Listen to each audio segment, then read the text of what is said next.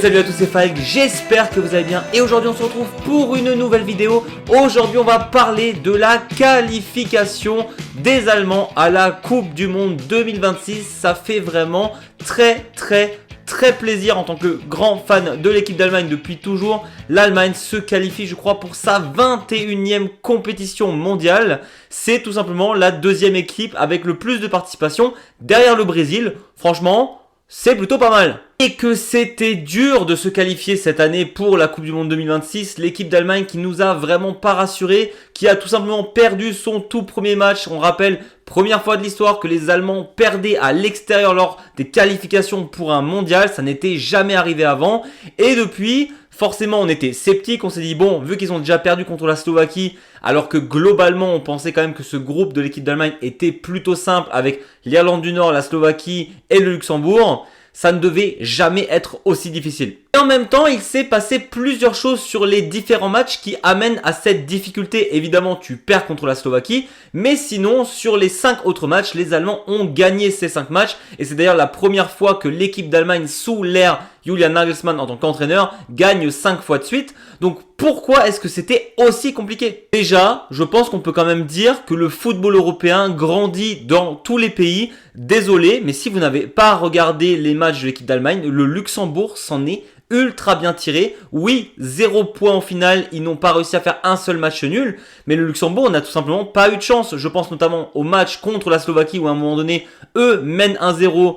On intervient, finalement il y a 0-0 et les Slovaques gagnent à la toute dernière minute limite. On a plusieurs matchs où le Luxembourg tient, mais n'arrive pas à maintenir le score jusqu'à la toute fin. Mais cette équipe du Luxembourg, malgré que le pays soit tout petit, est vraiment très forte par rapport à la superficie du pays. Pareil pour cette équipe de l'Irlande du Nord qu'on a quand même tendance à sous-estimer, mais aller gagner en Irlande du Nord, comme dit l'année dernière, il n'y a pas grand monde qui a réussi à le faire à part les Allemands. Évidemment, le dernier point, c'est tout simplement que cette équipe allemande ne nous a absolument pas impressionnés au niveau du jeu. On a vraiment eu un gap absolument énorme ces dernières années avec 2014, cette équipe d'Allemagne qui est championne du monde. Mais ensuite, on rappelle qu'en 2018 et en 2022, ça se fait sortir en phase de poule une fois contre le Japon, une fois contre la Corée du Sud. Et donc, forcément, après 12 ans, on est toujours aussi sceptique. Là, les Allemands vont aller au mondial, mais on espère qu'ils ne se font pas éliminer une énième fois lors des phases de poule. Parce qu'au final, quand on y pense, pour les gens qui sont nés à partir de 2012, ne pas voir les Allemands faire de bons résultats au mondial pour ces jeunes-là, c'est quelque chose de normal. Dites-vous que les gosses qui ont 12 ans se disent que les Allemands, c'est une équipe qui est totalement claquée.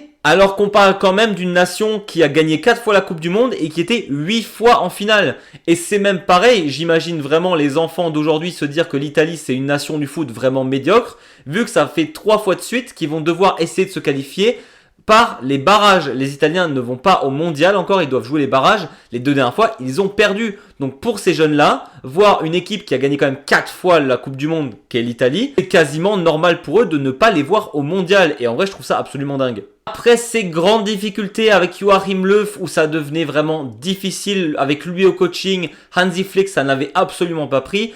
Nagelsmann avait quand même mis une certaine lueur d'espoir au sein global de cette équipe d'Allemagne. On pense notamment à la Coupe d'Europe 2024 où les Allemands se sont fait éliminer quand même par le champion d'Europe en titre avec sûrement ce qui était le plus beau match de cette Coupe d'Europe et des Espagnols qui étaient vraiment très bons et qui à une main de Cucurella près devaient se faire éliminer par cette équipe d'Allemagne. Et je pense aujourd'hui encore sincèrement que si les Allemands éliminent l'Espagne, ils sont champions d'Europe juste après. Donc c'est vrai que ça fait assez mal en tant que fan de voir cette équipe d'Allemagne briller lors de la Coupe d'Europe en Allemagne pour finalement sombrer face à la Slovaquie et galérer comme jamais lors de leur match de qualif. Parce que mis à part le dernier match, on va y arriver. Les Allemands ont eu beaucoup de difficultés à se mettre en place. Et en même temps, on l'avait un peu pré-shot. La difficulté de cette équipe d'Allemagne, c'est de trouver maintenant des vrais leaders. Maintenant que Kroos, que Müller, que Neuer, que Gundogan sont partis, eh ben c'est beaucoup plus difficile de trouver quelqu'un qui a ce rôle de leader et cette expérience de la gagne. Parce qu'actuellement, il n'y a plus de vainqueur de 2014 au sein de cette équipe.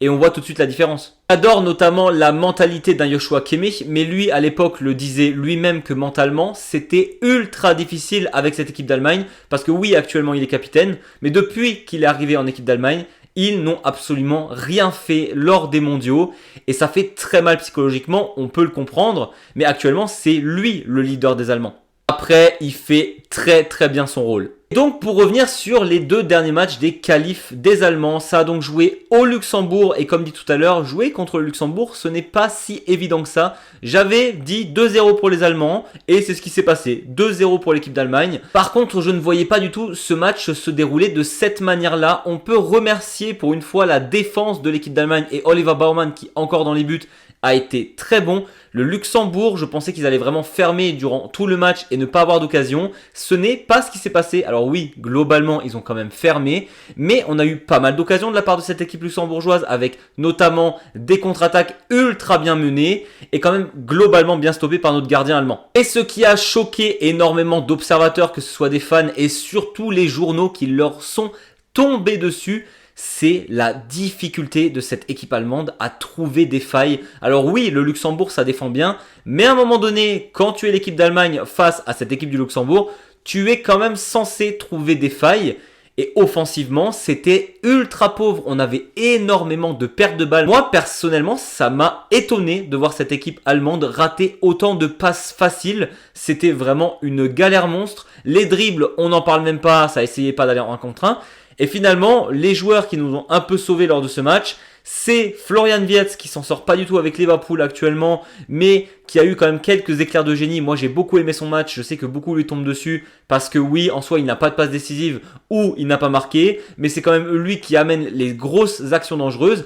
Leroy Sané, on en reparlera tout à l'heure, mais qui a quand même eu quelques actions et quelques éclats de génie lors de ce match. Et surtout, Nick Woltemade qui nous claque tout simplement le doublé. Je pense qu'on a officiellement le joueur qui va être numéro 9 pour l'équipe d'Allemagne lors du Mondial 2026. Et en même temps, au vu des prestations avec Newcastle, avec l'équipe d'Allemagne, avant avec Stuttgart, oui, Rummenigge, il aura beau dire que Stuttgart a trouvé quelqu'un d'assez idiot pour dépenser autant pour Nick Woltemade, mais il faut dire ce qui est, il fait grave le taf depuis qu'il est à Newcastle. Et donc en soi, les Allemands gagnent 2-0, mais quand tu es une nation où il y a énormément d'attentes, où tu as gagné 4 fois comme dit cette Coupe du Monde, eh ben tu en attends automatiquement plus, surtout quand tu joues face au Luxembourg. Et c'est pour ça que la presse allemande les a démolis. J'ai rarement vu l'Allemagne s'en prendre autant plein la face, alors qu'ils ont gagné. Je veux dire, on peut juste être content qu'ils aient gagné un match en fait. C'est donc dans une ambiance ultra tendue où on a même vu Florian Wirtz à la fin du match contre Luxembourg pleurer parce qu'on voit psychologiquement, je pense que c'est très difficile pour lui, avec les médias qui ont allumé l'équipe, qui se retrouvent à Leipzig face à l'équipe qui les avait battus lors du tout premier match, Allemagne-Slovaquie. Et les Allemands, ils avaient quelques bouches à fermer et ils l'ont fait de la meilleure des façons possibles. 6-0. On rappelle que les Allemands avaient perdu contre cette équipe slovaque. Ils leur ont roulé dessus. Je ne sais pas s'il y a un autre terme. Ils les ont écrasés. Il n'y avait pas de match. Et là où, comme dit, tout le monde voyait un match un peu difficile parce que les Allemands, ils étaient en grande difficulté récemment. Waouh, ils ont impressionné l'Europe entière, vu qu'on a quand même plein de médias d'autres pays à dire les Allemands, ils sont chauds pour le mondial. Et ça s'explique par plusieurs facteurs. Déjà, sur le match contre la Slovaquie, Kimmich était là alors que contre le Luxembourg, ce n'était pas le cas. On voit tout de suite la différence quand Kimmich est dans le jeu ou non. Ça, c'est clair et net. Et au-delà de ça, on a vu des Allemands qui avaient la niaque, qui avaient la hargne, qui avaient envie de prouver qu'ils étaient encore là.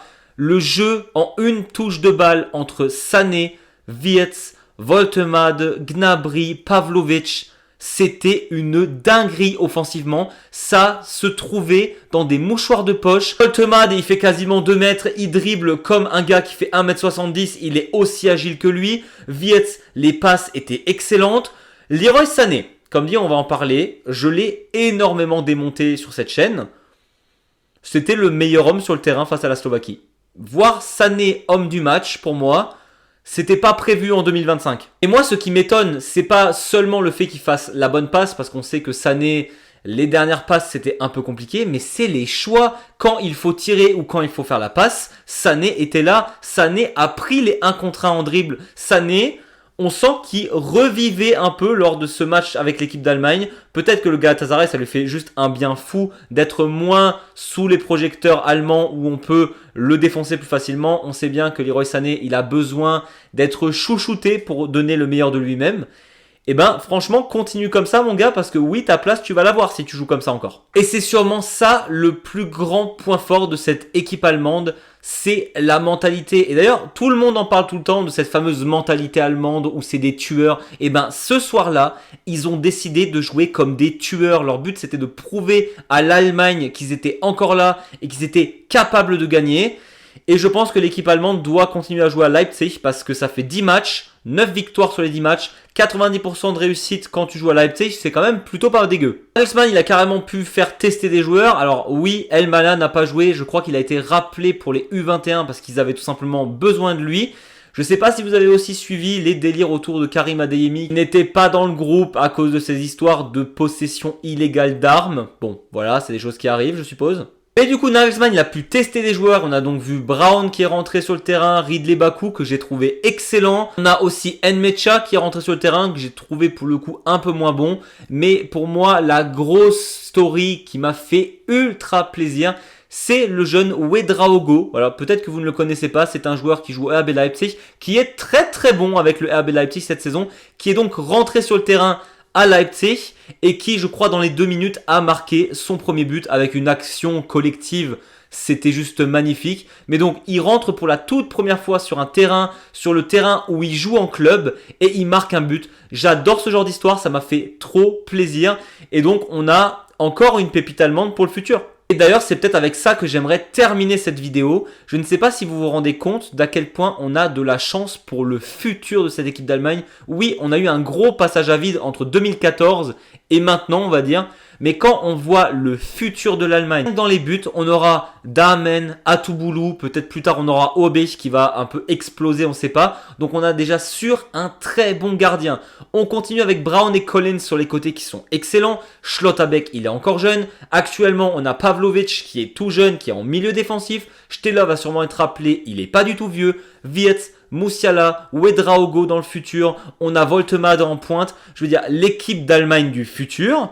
Il faut s'accrocher. Même Elmala, comme dit, il n'a pas joué là, mais c'est un futur crack. On a vraiment des jeunes beaucoup trop bons. D'ailleurs, j'ai carrément oublié de parler de Karl et Bischoff, qui sont en train de martyriser tout le monde avec les plus jeunes de l'équipe d'Allemagne. Je terminerai là-dessus. Si vous êtes fan de cette équipe d'Allemagne, continuez à les regarder et à les soutenir parce que très bientôt, je pense qu'on est sur une génération de malades mentales. Ça va être incroyable. Peut-être que 2026, ça risque d'être un peu compliqué. Mais alors 2030, soyez prêts.